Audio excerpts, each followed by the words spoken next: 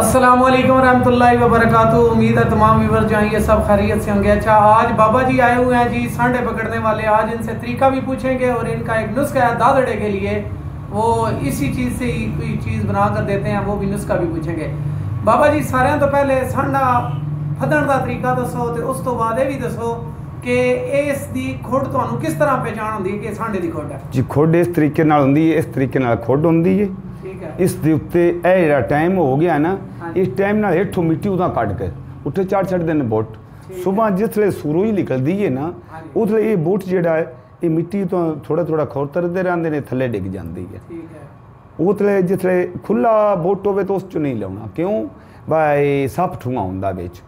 वो बुट वाला जिहड़ा वो सजरा होवे तो ठीक है, उहदे विच सूरज चढ़ेगी, उसले बाहर निकलणगे। ये खाणगे घाह पूरा बाहर नहीं निकलता जी, सारा बाहर है। खांदे न गरीब ए घाह खांदे न, जिहड़ा घाह है सावा ये खांदे न, और कोई दुनिया दी शै नहीं खांदे।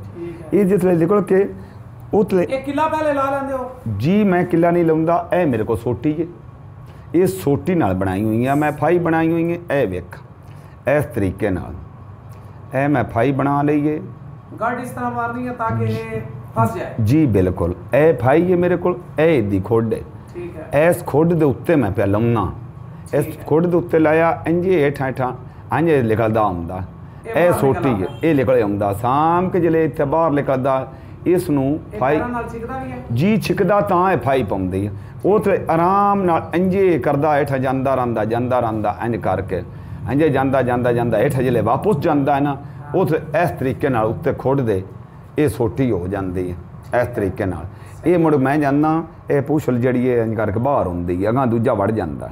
इत्थों मैं फद के ते कछुए नाल खड खोतर के मैं इत्थों बाहर काढ़ लैंदा। इस तरीके नाल कढ़ के उस तो बाद इदा खून जड़ा मैं असी सुनिया तुसी 1000 रुपए दा बुढ़ा देंदे हो, बड़े बड़े बच्चे डॉक्टरों कोलों नहीं ठीक होंदे दादड़े दे जी। बिल्कुल इंज गल है। ओ 1000 दी वाकई देंदे जी। मैं 1000 दा देंदा, मैं दीनदार हां। ठीक है, मैं डॉक्टर नहीं, मैं दीनदार हां। ਜਿਹੜਾ भी दादड़े ਦਾ होवे, दादड़ा पुराना जिंदगी का भी होवे, छाले होण, इन तकबीर करके खून इदा रूह नाल बह लेना, वो सुकने च ही पाउणा। किस तरह पाना मतलब इधर बाद सुकने पा छड्डो, सुक जाएगा दुप्पे बाहर रूह रख देना, सुक जाए रख देना भाई इंज वकां बोलना चाहे। दूजा रख देना, रख के वो जैसे सुक इन पानी नाल बह के दादड़े अंदर वार मार। उत्ते वेले सुबह या शामां बच्चा दुध पी ले जी। दुध बच्चा ना पीवे, मैं इस गल का डंड मार दस।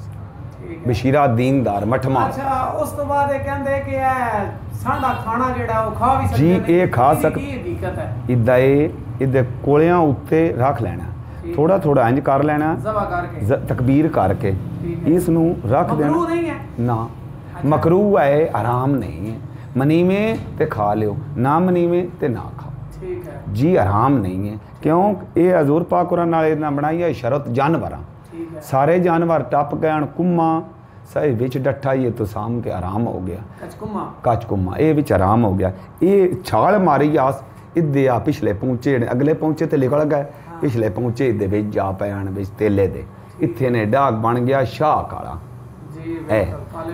काले निशान अरे भी हैं। सुनिए गल, उस तो बाद साफ करके कोलियां उत्ते तकबीर करके इसनू रख दो, दूजा फदो इस तरीके नाल। हाँ अच्छा, याद आ कुछ नहीं। हाँ आ इदा लग किवें बंदे हो? इदा लात आए तो बन छड़ना बस, आई तो फाद के आवाज आ जाती है, कड़क आवाज कड़क दा आवाज आ जाती जिस तरह कड़ाके उंगलियां जी। हां असोले दे चार भाई वाह ताकत जी। ली मोहल्ला लो जी, ये बाबा जी ने तरीका भी दस दिता है। ये लैके आए सन सांडे साडे कोल ते असी अज इन्होंने आख्या कोई तरीका भी दसो। ते ये बाबा जी आपे जदों माशाअल्लाह बीमार होंदे ने, अल्लाह इन्हां नूं सेहत देवे, ये साडे कोल आ जांदे। देखो जी, इंसान दूसरे इंसान दा मुदावा है ना जी। बिल्कुल उस दूसरे इंसान तो ही फैज लेना जी। बिल्कुल मैं बचदा जी बाबा जी दुआ तो अल्लाह शिफा देने वाला। फिर माले अल्लाह पाक सो के चला